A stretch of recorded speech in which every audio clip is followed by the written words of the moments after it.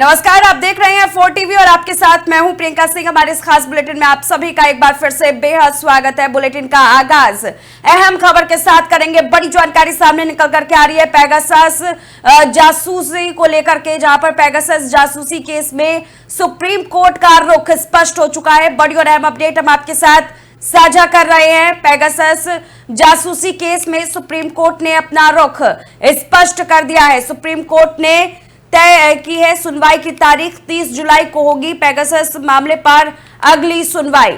बड़ी और अहम जानकारी हम आपके साथ साझा कर रहे हैं। पेगासस जासूसी मामले में सुप्रीम कोर्ट ने सुनवाई की अगली तारीख तय कर दी है। अब इस मामले पर 30 जुलाई को बहस होगी। कोर्ट ने इस दौरान अहम टिप्पणी करते हुए कहा है कि किसी देश के पास स्पाईवेयर होना गलत नहीं है। असली सवाल यह है कि इसका इस्तेमाल किसके खिलाफ किया जा रहा है। कोर्ट ने साफ किया है कि देश की सुरक्षा से किसी भी कीमत पर समझौता नहीं किया जाएगा। बता दें कि कई याचिकाकर्ताओं ने पेगासस के जरिए नागरिकों की जासूसी के आरोप लगाते हुए इसकी जांच की मांग की थी।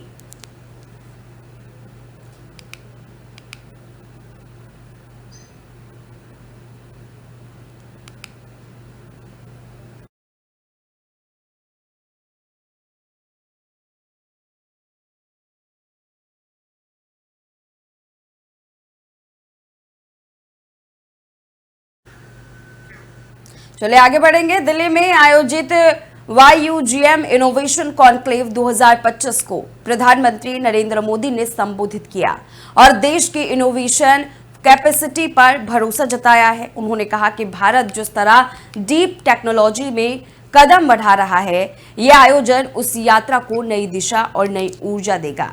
प्रधानमंत्री मोदी ने इस मौके पर युवा नवाचारकर्ताओं को भी प्रेरित किया और कहा कि देश का भविष्य उन्हीं के हाथों में है जो नया सोचने और कुछ अलग कर दिखाने का मादा रखते हैं।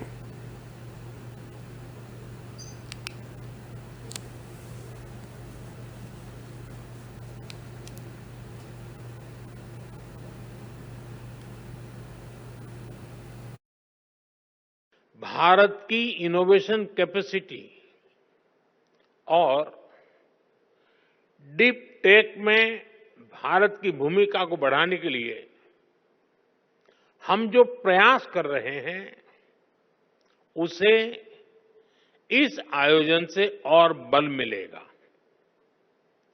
आज IIT कानपुर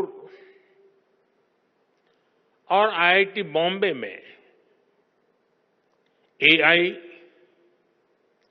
इंटेलिजेंस सिस्टम और bio science, biotechnology, health and medicine के सुपर हब्स की शुरुआत हो रही है। आज वाधवानी इनोवेशन नेटवर्क का भी आरंभ हुआ है। अनुसंधान नेशनल रिसर्च फाउंडेशन के साथ मिलकर रिसर्च को आगे बढ़ाने का संकल्प भी लिया गया है। भारत की चलिए अगली बड़ी खबर की ओर कर लेते हैं। पाकिस्तान के डिफेंस मिनिस्टर का बड़ा बयान सामने आया है। बड़ी और अहम जानकारी हम आपके साथ साझा कर रहे हैं। भारत कभी भी पाक पर हमला कर सकता है। ख्वाजा आसिफ की तरफ से ये बड़ी बात कही गई है। बड़ा बयान हम आपके साथ साझा कर रहे हैं। आपको बताते हुए चले, पाकिस्तान के डिफेंस मिनिस्टर का कहना है कि भारत कभी भी पाक पर हमला कर सकता है। भारत 2 से 3 दिन में हमला कर सकता है। मोदी जंग में किसी भी हद तक जा सकते हैं, यह भी डिफेंस मिनिस्टर की तरफ से कहा गया है। बड़ी और अहम जानकारी हम आपके साथ साझा कर रहे हैं। पाकिस्तान में इस वक्त दहशत का माहौल है।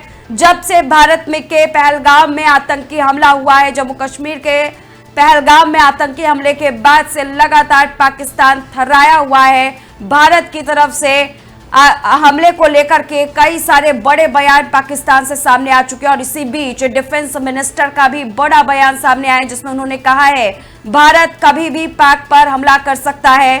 साथ ही उन्होंने कहा कि भारत 2 से 3 दिन में हमला कर सकता है। ख्वाजा आसिफ की तरफ से यह बयान दिया गया है।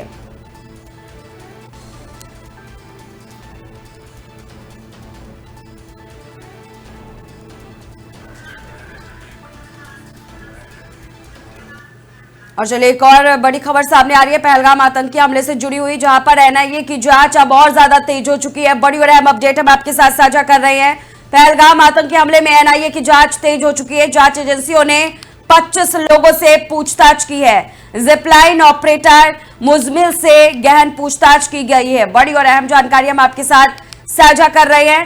पहलगाम में हुए आतंकी हमले को लेकर के लगातार कई सारी टीमें जो है वो जांच के लिए आगे बढ़ाई गई है और इसी बीच एनआईए की तरफ से ये बड़ी अपडेट देखने को मिली है, जहां पर एनआईए ने इस जांच में और भी ज्यादा तेजी लेकर के आ चुके हैं।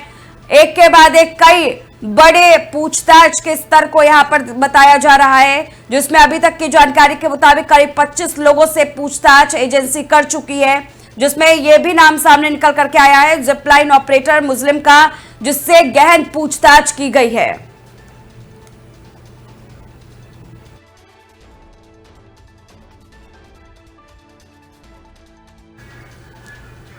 और एक और बड़ी जानकारी हम आपके साथ साझा कर रहे हैं। पाकिस्तान सरकार के खिलाफ भारत की बड़ी कार्रवाई देखने को मिली है। बड़ी और अहम जानकारी हम आपके साथ साझा कर रहे हैं। आपको बताते हुए चले, पाकिस्तान सरकार के खिलाफ अब भारत की ये बड़ी कार्रवाई रही। पाक के रक्षा मंत्री ख्वाजा आसिफ का एक्स अकाउंट बैन कर दिया गया है। बड़ी जानकारी हम आपके साथ साझा कर रहे हैं।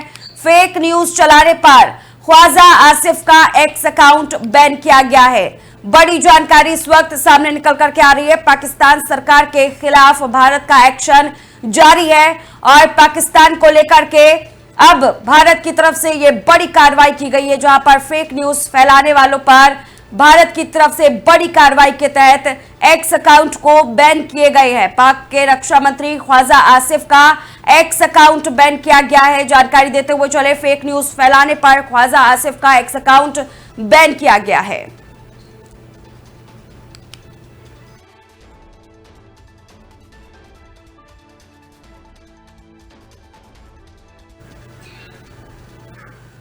और चलिए आगे बढ़ेंगे। भारतीय सेना ने सशस्त्र पुलिस बलों के साथ एक संयुक्त अभ्यास किया है, जिसका उद्देश्य आपसी तालमेल और सुरक्षा संचालन को और मजबूत बनाना था। इस अभ्यास का आयोजन त्रिशक्ति कोर द्वारा किया गया। यह संयुक्त अभ्यास दोनों बलों के बीच सहयोग और रणनीतिक समन्वय को बढ़ावा देने के लिए महत्वपूर्ण कदम साबित हो सकता है।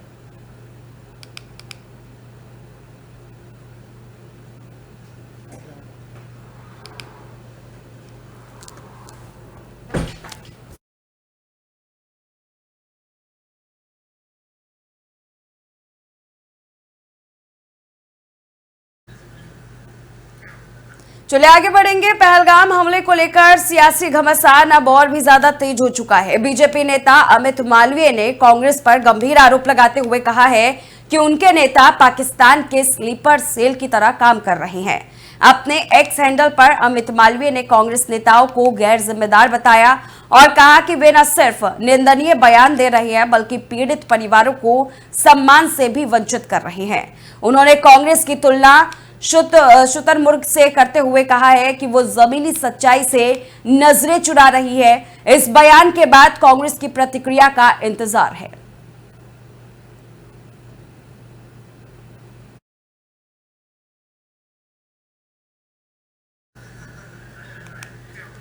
चलिए आगे बढ़ेंगे। पहलगाम हमले के बाद बिलावल भुट्टो जरदारी की खून बहेगा वाली टिप्पणी पर आंध्र प्रदेश के उप मुख्यमंत्री पवन कल्याण ने तीखा जवाब दिया है।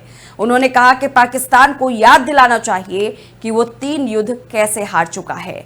पवन कल्याण ने कहा कि अगर बिलावल खून बहाने की धमकी दे रहे हैं तो हमें भी तैयार रहना होगा, क्योंकि हम अपने देश के लिए हमेशा अपना खून बहाने को तैयार है। उन्होंने कहा कि किसी जिम्मेदार नेता को ऐसी गैर जिम्मेदाराना बातें नहीं करनी चाहिए और पाकिस्तान को अपने इतिहास से सबक लेकर के ही आगे बढ़ना चाहिए।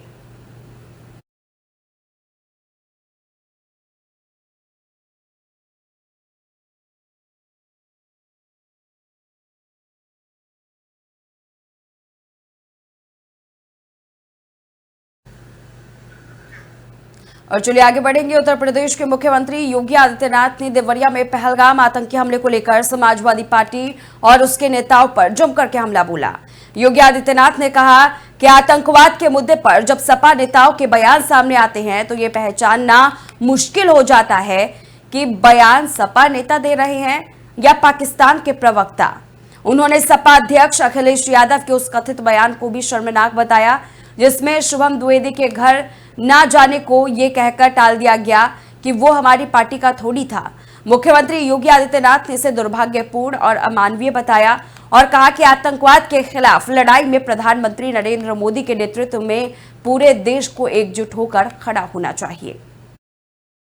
ये लोग जो परिवारवादी हैं, जिनकी सोच केवल अपने परिवार तक सीमित है, जाति का नारा देते हैं, लेकिन जब सत्ता में आते हैं तो तुष्टीकरण की नीतियों की पराकाष्ठा को पूरी करते हुए केवल अपने परिवार के विकास की बात करते हैं, अपने परिवार तक सीमित रह जाते हैं। आपने देखा होगा जब 22 अप्रैल को पहलगांव में पर्यटकों पर हमला हुआ था, आतंकी हमला हुआ था, समाजवादी पार्टी के नेताओं के बयान किस किस प्रकार के बयान आते हैं, ये पता लगाने में ही कठिनाई होती है कभी कभी कि ये समाजवादी पार्टी के नेता बयान दे रहे हैं या कोई पाकिस्तान का प्रवक्ता बयान दे रहा है। ये पता लगाने में ही कठिनाई हो जा रही है। आपने कल समाजवादी पार्टी के एक पदाधिकारी का मुंबई में दिया गया बयान देखा होगा। इससे पहले कानपुर का एक नौजवान अपने परिवार के साथ गया था पहलगांव, स्वर्गीय शुभम द्विवेदी।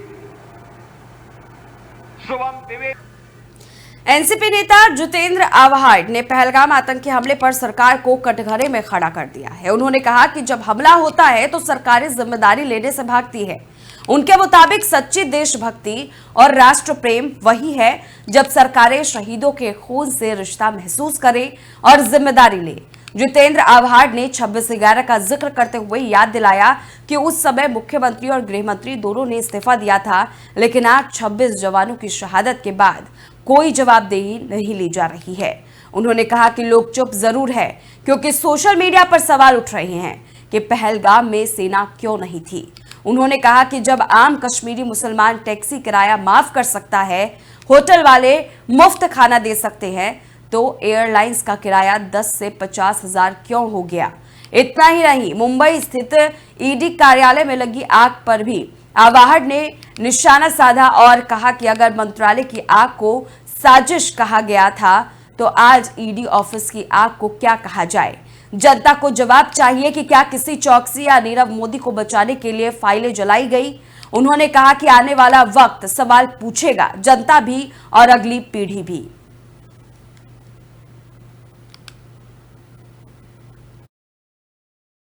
मुझे याद है कि कुछ साल पहले मंत्रालय में आग लगी थी। माहौल ऐसा तैयार किया था कि मानो पेट्रोल का डब्बा लेके मुख्यमंत्री मंत्रालय गए और एक लाइटर लिया, माचिस ली और अंगार लगाकर बाहर निकल गए। ऐसा माहौल तैयार किया था। इन्होंने ही लगाया, इन्होंने ही लगाया। 70,000 करोड़ का घोटाला था, उसकी फाइलें जलाई गई और ये इन्होंने ही जलाई है। अब क्या ईडी कार्यालय में 70,000 करोड़ की फाइल थी और आदमी भी तुम्हारे पास है? अब तो क्या तुमने लगाई है अंगार? बोलो अभी। नीरव मोदी को बचाने के लिए तुमने लगाई अंगार, चौकसी को बचाने के लिए तुमने लगाई अंगार। काले चक्र है भैया, काले चक्र है। जो तुमने बोया था आज फिर से बाहर आया। शक की गुंजाइश बिल्कुल साफ है। अंगार किसने लगाई? सब बड़ी बड़ी फाइलें जल गई है, जवाब कौन देगा? और इसी बीच बड़ी जानकारी सामने निकल करके आ रही है। महाराष्ट्र सरकार का बड़ा ऐलान सामने आया है। पहलगाम हमले में शहीदों के परिवारों को वित्तीय सहायता दी जाएगी। बड़ी जानकारी महाराष्ट्र सरकार की तरफ से हम आपके साथ साझा कर रहे हैं। करीब 50 लाख की सहायता महाराष्ट्र सरकार देगी। बड़ी जानकारी सामने निकल करके आ रही है। महाराष्ट्र के मुख्यमंत्री देवेंद्र फडणवीस ने पहलगाम हमले में जान गंवाने वाले महाराष्ट्र के नागरिकों के परिवारों के लिए 50 लाख रुपए की आर्थिक सहायता की घोषणा की है। इसके अलावा राज्य सरकार इन परिवारों की शिक्षा और रोजगार की जरूरतों को भी प्राथमिकता से पूरा करेगी। विशेष रूप से शहीद जगदाले परिवार की बेटी को सरकारी नौकरी दी जाएगी। मुख्यमंत्री फडणवीस ने कहा कि सरकार ऐसे परिवारों के साथ खड़ी है और उन्हें हर संभव मदद मुहैया कराई जाएगी।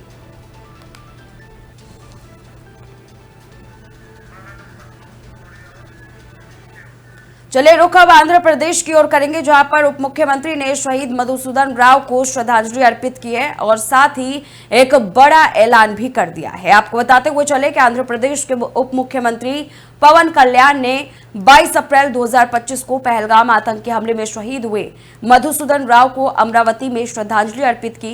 इस मौके पर पवन कल्याण ने शहीद के परिवार के लिए 50 लाख रुपए के मुआवजे की घोषणा की है।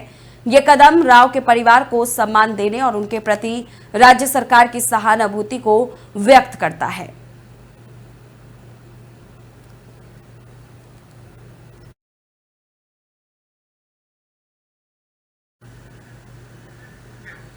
कश्मीर के पहलगाम में सैलानियों की हत्या के बाद पूरे देश में गुस्सा फूट पड़ा है। उत्तर प्रदेश के पीलीभीत जिले में भी इस हमले के विरोध में एक अनोखा प्रदर्शन देखने को मिला। यहां पूरनपुर खुटार नेशनल हाईवे पर मुजफ्फरनगर गांव के पास स्थानीय लोगों ने पाकिस्तान का झंडा बिछाकर उस पर पाकिस्तान मुर्दाबाद लिखा और झंडे पर चलकर विरोध जताया। प्रदर्शन का ये वीडियो सोशल मीडिया पर तेजी के साथ वायरल हो रहा है। घटना की जानकारी मिलते ही पुलिस मौके पर पहुंची और जांच शुरू कर दी गई। देश भर से लगातार पाकिस्तान और आतंक के खिलाफ नाराजगी साफ तौर पर देखने को मिल रही है।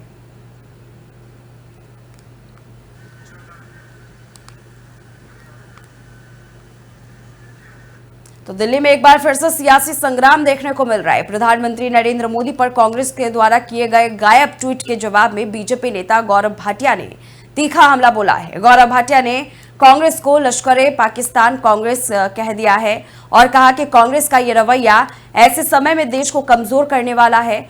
उन्होंने ये भी आरोप लगाया कि सर तन से जुदा जैसी मानसिकता अब कांग्रेस की विचारधारा बन चुकी है और राहुल गांधी के निर्देश पर ऐसे पोस्ट किए जाते हैं जो भारत को अंतर्राष्ट्रीय मंच पर शर्मिंदा करते हैं।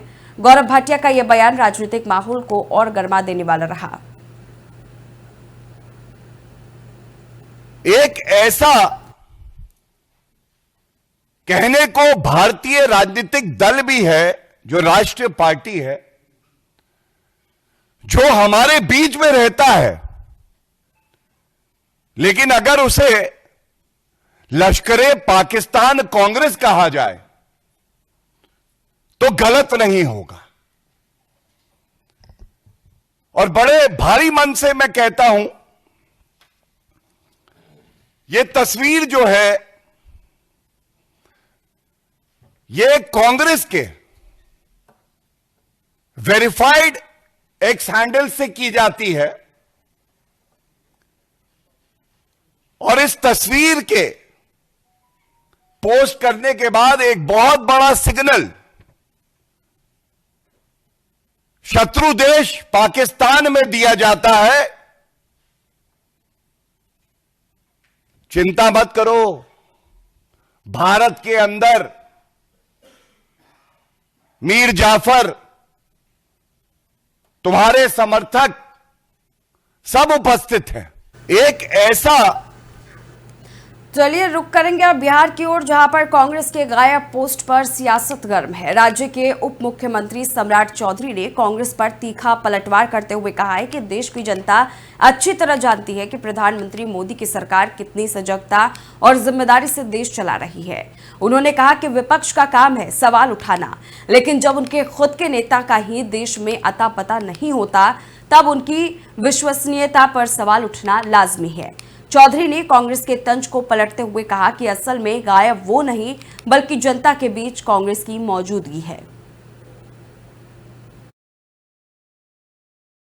एक एक जनता जानती है कि नरेंद्र मोदी की सरकार कितना सजग होकर इस भारत को चलाने का काम कर रही है और स्वाभाविक है विपक्ष अपनी बात रखता रहेगा। विपक्ष के नेता का ही अता पता। चलिए रुक करेंगे अगली खबर की ओर, जहां पर प्रधानमंत्री नरेंद्र मोदी की चुप्पी को लेकर कांग्रेस ने बड़ा हमला बोला है।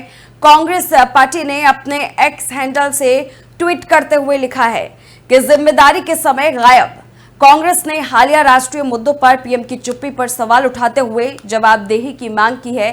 ये ट्वीट राजनीतिक गलियारों में गर्मी बढ़ा रहा है, जहां कांग्रेस लगातार ये मुद्दा उठा रही है कि जब देश संकट से गुजर रहा होता है तब प्रधानमंत्री की भूमिका और सार्वजनिक बयान अहम होते हैं, लेकिन ये दोनों ही चीज इस वक्त गायब नजर आ रही है।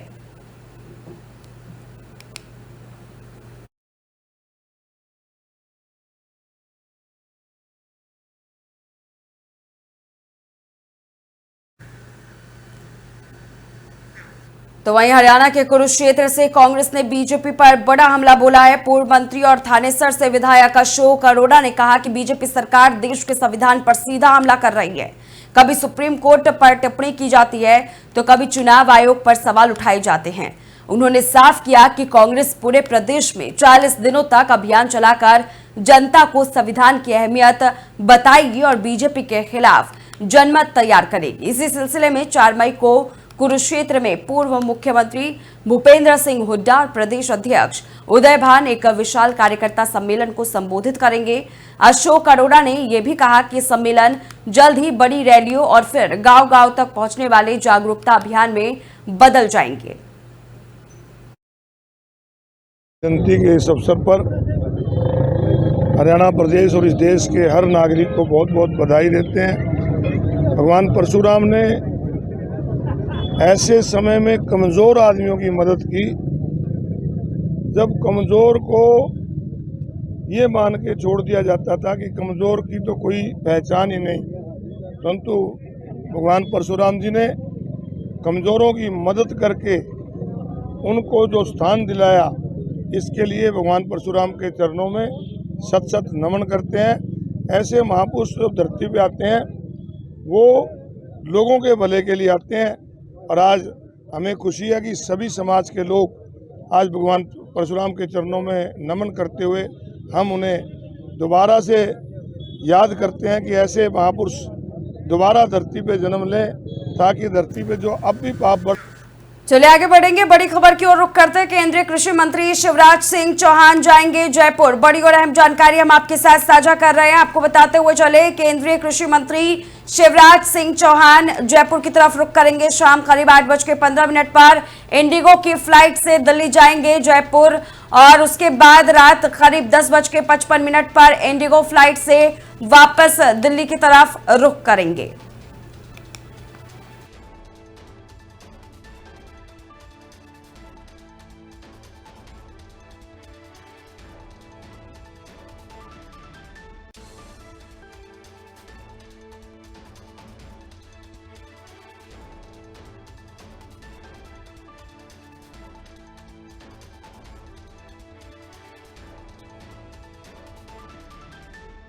जानकारी हम आपके साथ साझा कर रहे हैं। केंद्रीय कृषि मंत्री शिवराज सिंह चौहान का जयपुर दौरा है। बेहद ही अहम ये दौरा माना जा रहा है। इनके दौरे को लेकर के टाइम शेड्यूल भी सामने आ चुका है। आपको बताते हुए चले कि राजनीतिक तौर पर यह दौरा बेहद ही अहम माना जा रहा है। केंद्रीय कृषि मंत्री शिवराज सिंह चौहान जयपुर की ओर अपना रुख करेंगे। शाम करीब 8:15 पर इंडिगो की फ्लाइट से दिल्ली जाएंगे और उसके बाद रात करीब 10:55 पर उसी फ्लाइट से वापसी उनकी रहेगी। और आपको बताते हुए चले, इस दौरान उनकी कई अहम मीटिंग्स भी हैं जिसको लेकर के तमाम चीजें जो है यहाँ पर बताई जा रही है कि वहां पहुंचने के बाद कई सारे कार्यक्रम है जहां पर शिरकत करते हुए नजर आएंगे केंद्रीय कृषि मंत्री शिवराज सिंह चौहान।